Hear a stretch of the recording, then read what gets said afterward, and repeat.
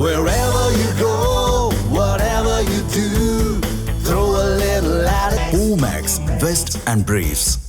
நேர்களுக்கு வணக்கம். தமிழ் ஜனம் டிஜிட்டல் எக்ஸ்க்ளூசிவ் நிகழ்ச்சிக்கு உங்களை வரவேற்கிறோம்.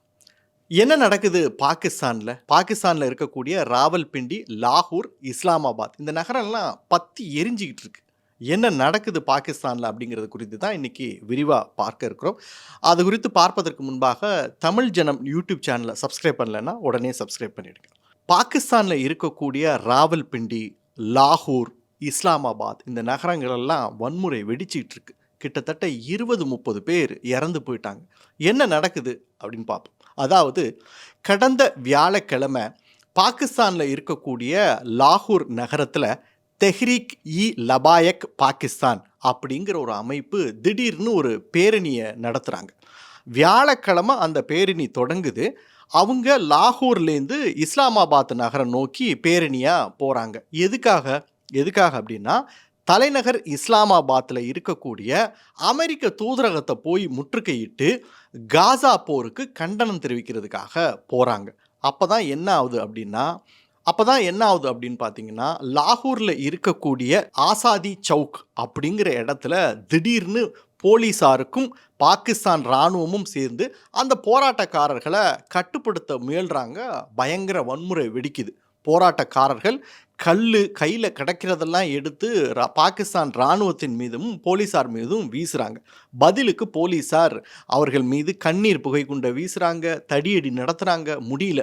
ஒரு கட்டத்தில் பாகிஸ்தான் இராணுவம் அவர்கள் மேலே துப்பாக்கிச்சூடு நடத்துது. இதில் அந்த தெஹ்ரீக் இ லபாயக் பாகிஸ்தான் அமைப்பை சேர்ந்த 21 பேர் இறந்து போயிடுறாங்க. ஆனால் நிலைமை அதோடு அங்கே நின்றுச்சா அப்படின்னு பார்த்தா இல்லை. அந்த பேரணி தொடர்ந்து இஸ்லாமாபாத்தை நோக்கி முன்னேறிக்கிட்டே இருந்தது. இதனால் வேறு வழி இல்லாமல் தலைநகரை சுற்றி பாதுகாப்பு வளையத்தை ஏற்படுத்தியிருக்காங்க இராணுவமும் போலீஸாரும். அது மட்டும் இல்லை, பாகிஸ்தானில் இருக்கக்கூடிய முக்கிய நகரங்கள், அந்த 3 முக்கிய நகரம் ராவல்பிண்டி, லாகூர், இஸ்லாமாபாத், இந்த 3 நகரத்துலையும் தொலைபேசி சேவைகளை முற்றிலுமாக துண்டிச்சிட்டாங்க. இன்டர்நெட் சேவையும் முற்றிலுமாக துண்டிச்சிட்டாங்க. ஆனாலும் அந்த பேரணி கட்டுப்படுத்த முடியாமல் தொடர்ந்து தலைநகரை நோக்கி முன்னேறிக்கிட்டே இருக்கு. சரி, இதை இன்னும் விரிவாக பார்க்குறதுக்கு முன்னாடி, யார் இந்த தெஹ்ரீக் இ லபாயக் பாகிஸ்தான் அமைப்பு அப்படின்னு பார்த்துருவோம். இந்த அமைப்பு 2015 கதாயிம் ஹுசைன் அசாதி அப்படிங்கிறவரால் தொடங்கப்படுகிறது. இந்த அமைப்பை 2017 பாகிஸ்தான் இராணுவம் தடை பண்ணுது. அதன் பிறகு 2020 அந்த தடையை நீக்கிட்டு அவங்க கூட ஒரு நெகோசியேஷன் பண்ணுறாங்க. என்ன அப்படின்னா, எங்களுக்கு ப்ராக்சியாக செயல்படுங்க. ஏன்னா இது பாகிஸ்தானில் இது கொஞ்சம் சகஜம். அங்கே இருக்கக்கூடிய இஸ்லாமிய அடிப்படைவாத அமைப்புகளை இராணுவம் பல விஷயங்களுக்காக பயன்படுத்திப்பாங்க. அந்த மாதிரி தான் இவங்க கூடயும் ஒரு பேச்சுவார்த்தை நடத்தி எல்லை தாண்டிய பயங்கரவாதம், சில இடங்களில் வன்முறை நிகழ்த்துவது, இதுக்கெல்லாம் நீங்கள் எங்களுக்கு பயன்படணும் அப்படின்னு சொல்லி அவங்கக்கிட்ட பேச்சுவார்த்தை நடத்தி அவங்க மேலே இருக்கக்கூடிய அந்த தடையை நீக்கிடுறாங்க. இப்போ அதுவே பாகிஸ்தான் இராணுவத்துக்கு தலைவலியாக மாறிடுச்சு.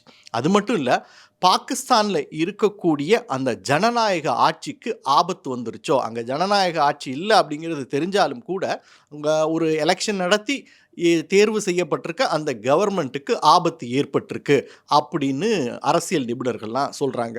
அது மட்டும் இல்லை, அங்கே இருக்கக்கூடிய இராணுவ தளபதி அசிம் முனீரையும் தாண்டி நிலைமை மோசமாயிட்டிருக்கு. அசிம் முனீர் உங்களுக்கு தெரியும், ஆப்ரேஷன் சிந்தூர் நடக்கும்போதே ஆள் காணாமல் போயிட்டார். அப்புறம் சண்டையெல்லாம் முடிஞ்சதுக்கப்புறம் அவர் அமெரிக்காலாம் போனார், அது வேறு விஷயம். இப்போவும் அப்படித்தான். அங்கே வன்முறை தலைவிரித்தாடி கொண்டிருக்க சூழலில் அசிம் முனீர் என்ன ஆனார்னே தெரியல. இராணுவத்தால் இந்த தெஹ்ரீக் இ லபாயக் அமைப்பை கட்டுப்படுத்த முடியல. சரி, இதோட விஷயம் முடிஞ்சுதா அப்படின்னு பார்த்தீங்கன்னா இல்லை. பாகிஸ்தானில் இருக்கக்கூடிய கைபர் பக்துன்வா ப்ராவின்ஸ், அங்கே இருக்கக்கூடிய போலீஸார் பயிற்சி மையத்தின் மீது தெஹ்ரீக் இ தாலிபான் அமைப்பு, அதாவது ஆப்கானிஸ்தானை மையமாக கொண்ட அந்த அமைப்பு திடீர் தாக்குதல் நடத்தியிருக்கு. கிட்டத்தட்ட ஒரு 5 மணி நேரம் அங்கே சண்டை நீடிச்சிருக்கு. இந்த சண்டையில் 7 போலீஸார் உட்பட கிட்டத்தட்ட ஒரு 15 பேர் இறந்து போயிருக்கதா தகவல் வெளிவந்திருக்கு. அந்த அளவுக்கு பாகிஸ்தானில் நிலைமை கையை மீறி போயிட்டுருக்கு. அரசாங்கமும் சரி, இராணுவமும் சரி, என்ன செய்கிறதுன்னு தெரியாமல் கையை பிசைஞ்சிட்டு இருக்காங்க.